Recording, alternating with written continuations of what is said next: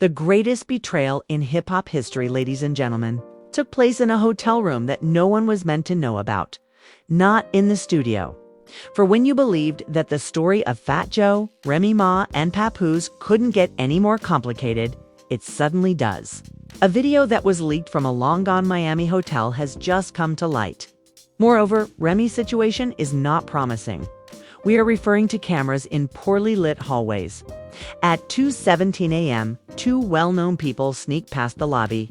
And next to Ramenis Mackey, a check-in receipt signed by Joseph Cartagena, also known as Fat Joe. Just a coincidence? Or buried behind gold necklaces and Grammys, the love of fair hip-hop?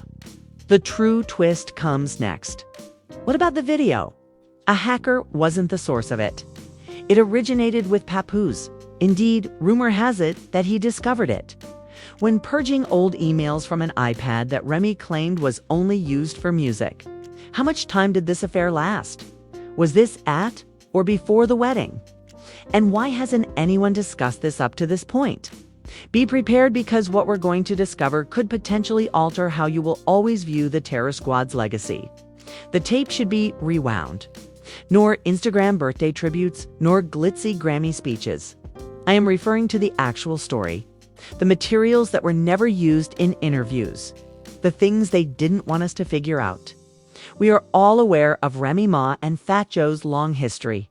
Terror Squad basement meetings and Bronx street fights are examples of how to fight back. The industry referred to them as sister and brother. However, a source close to the team claims that behind the scenes, that sibling closeness was always simply the public relations version of the truth. Remy Ma wasn't just any rapper rising through the ranks. Let's not overlook that. She was a handpicked and privileged protege of Big Pun. When Pun went away suddenly in 2000, however, Fat Joe stepped in like a knight in giant denim, providing protection, studio access, and supposedly something much more intimate. The first real spark they had was Summer Jam in 2002. Joan never left her side, according to an old backstage security guard. The way he was acting, I assumed they were married. Here's the worst part, though. Remy was discreetly seeing someone at the time. Somewhere else. She wasn't a Papoose yet. But there was no denying her devotion to Joe. It was closer than close, according to campers. The industry went crazy when Lean Back reached the top of the charts in 2004. But there was tension in that anthem. Judgment, secrecy, and late-night studio sessions that never concluded with only music were all part of the creative tension. According to several TS Terror Squad insiders, Remy and Joe had a strong chemistry off-camera. According to an unnamed engineer, on certain evenings they would enter the booth and emerge holding hands as if we witnessed it. But they would always close it down if anyone bring it up. Still, nobody dared to speak. Why? She remained faithful, ride or die, until things changed, since Fat Joe and Remy were the bosses. In 2007, Remy Ma was taken into custody and given an 8-year prison sentence. Papoose stood by her, as everyone had expected. However, the media failed to notice this. Outside the courthouse, Fat Joe was discreetly visiting Remy as the cameras were trained on Pap. Just visits. No pictures, no statements. Based on Rikers Island visitor logs that were leaked, and yes, we were able to obtain those, using coded aliases. Joseph Cartagena signed in 5 times between 2008 and 2009. Additionally, the dates coincide with significant events in Remy's life, particularly the one just preceding her transfer to Bedford Hills Correctional. What on earth was Joe doing there? According to a former jail employee, he appeared composed but focused, as if he had something important to discuss. Each visit appeared to be emotional. In the meantime, Papoose was promoting her name like a badge of honor, sending letters and doing interviews in public. However, the jail logs appear to be authentic based on what we have observed. It was Fat Joe who made those silent, off-the-beaten-path visits.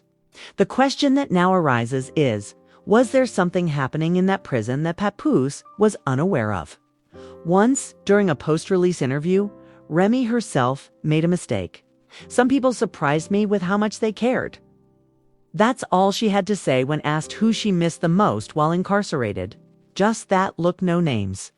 Furthermore, the host dared not question her further.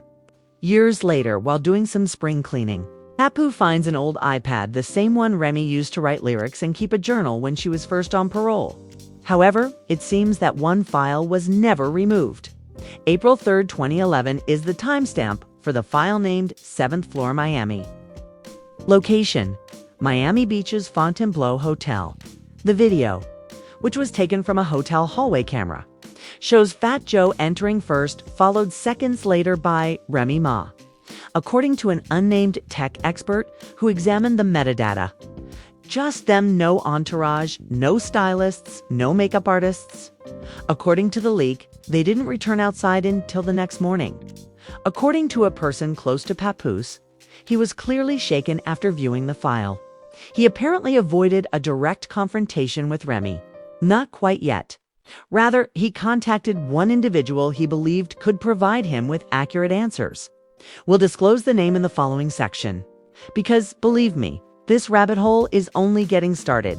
Furthermore, what we're going to uncover next may completely upend your preconceived notions about Remy Ma and Fat Joe. The heir apparently fled the room when Papoose saw the Miami clip from the 7th level. The man who kept Remy Ma in check during her trial, incarceration, and public humiliation is currently watching a video of her entering a hotel suite behind Fat Joe. It's more than simply heartache. That is stillness cloaked in treachery. Did he blow up though? No, Papoose doesn't do that. Throwing hands first is not his style.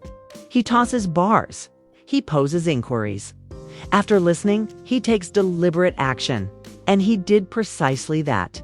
According to sources, he didn't even bring up the video with Remy. Not initially. Rather, he began making calls in a low voice.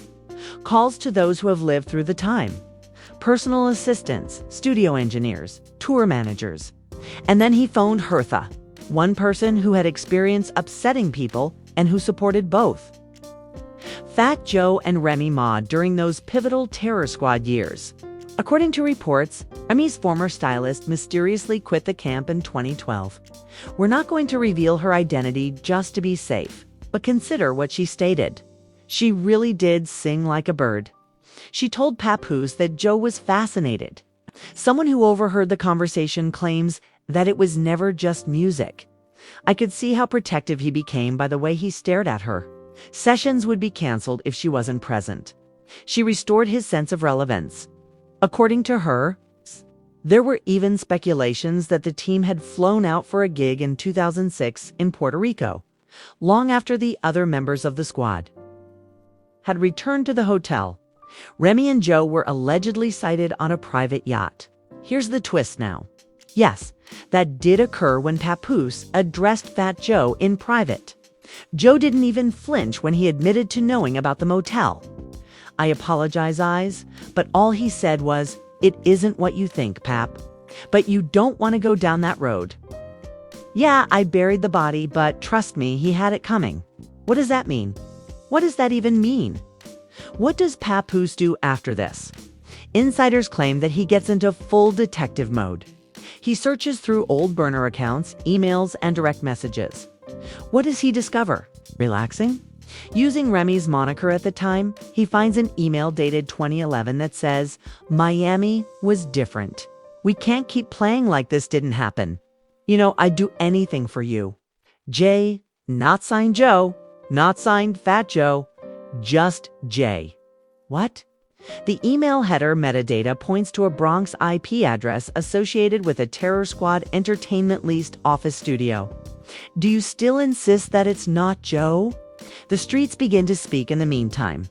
The streets, not blogs. Because you know that sentence hits differently when surfacing. Papoose is a dignified man who keeps quiet. But this time, he feels more pain from quiet than from ever speaking. A person with direct knowledge of the matter claims that Papoose then contacted an old journalist buddy, someone who used to cover Ree's court case. He made no request for a headline. He made no press requests. He requested clarification. That's something. If I send you something, you think the world's ready for it? he asked. It might be the entire video. Not only the video of the hotel hallway, but what transpired next. Because that iPad's original file was only part 1. And room 714_fold is the name of the following file. Get ready. Here we are, then. There is the file that shouldn't be there, and its name raises all the red flags you can think of. The 714th room is full. It was the identical file that supposedly made Papoose's heart harden. No screaming, no shouting, just quiet. And when Papoose or any other man becomes silent, it's because the anguish is so intense. A person very close to the matter said that the video begins 4 minutes after Remy and Fat Joe enter the hotel suite. There is only a little light from the hallway camera, an unopened room service tray, and quiet but distinct voices, no music or party noises. It begins with mumblings that sound like the tension between two people attempting to avoid making a mistake. The sound then becomes clearer. The first voice heard is Joe's. Know what this is? And it was never supposed to go this far, she responds. Remy, everything was altered by those 10 words because, in the event that there was any uncertainty, if there was ever that line turned the gray area into black and white, it was no coincidence. Not all of it was business. For a long time, it was something genuine and concealed. Papoose is said to have paused the iPad at that point, got up, left the room, and didn't return for several hours. And he said nothing when he did. However, because someone who knows exactly leaked the information that Papoose had seen the video, the world had already started to change around him. 5 brief words. That was the only thing that triggered the avalanche. Hip-hop media began to buzz within a day. Without mentioning names, radio hosts made insinuations. Joe's staff apparently went into full lockdown mode, issuing takedowns, calling platforms, and withdrawing footage before they reached 1,000 views, according to bloggers who danced around the edges, stating a power couple might be in trouble, and a legendary Bronx figure might be at the center. Damage control was being done quickly by someone someplace. Overnight, Ree's social media presence underwent a transformation. The post about Black love ceased. Updates from the studio disappeared.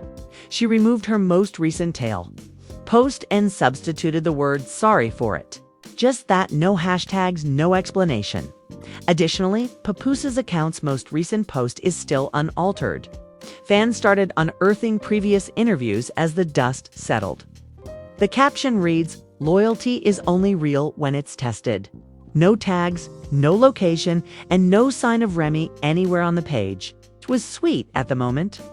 One film from 2005 showed Joe sitting next to Remy, looking at her while he remarked, "I'll ride for her till the wheels fall off. That's my heart." However, that line now feels loaded in light of everything that has been leaked. The story didn't end there. A nearly 10-year-old podcast episode reappeared. The audience chuckled as a drunk Joe remarked, "If Remy ever left Papoose, she'd come home where she belongs." Everyone referred to it as banter. However, that joke now seems more like a confession that no one took notice of. The actual twist then appeared. An unnamed producer claims that the entire video wasn't only on the iPad. Papoose kept a backup copy, and once more anonymous. Someone sent that copy to a secret Dropbox account linked to a reputable documentary production company. Yes, exactly. There are already rumors that a dossier is being developed. For sections, working title, The Real Story of Remy and Joe. This is no longer a blog post. This is evolving into eternally enduring streaming entertainment. Already, industry insiders are in a panic. The contract was allegedly withdrawn by a representative of a big company who had been negotiating with Remy for a hair care line. An additional public relations firm disassociated itself from Fat Joe's forthcoming tour. Behind closed doors, teams are searching the web, speaking with attorneys and granting general non-disclosure agreements to all parties involved. It was more than just business, though. It has to do with legacy. And that heritage was appended. The comeback queen was going to be Remy Ma. The fighter who defeated the system got back up and proudly stood next to her king. The unflappable Bronx general was Fat Joe, the one who aided in career development and reconstruction. Papoose, too. Not only was he a rapper, he was a symbol of devotion.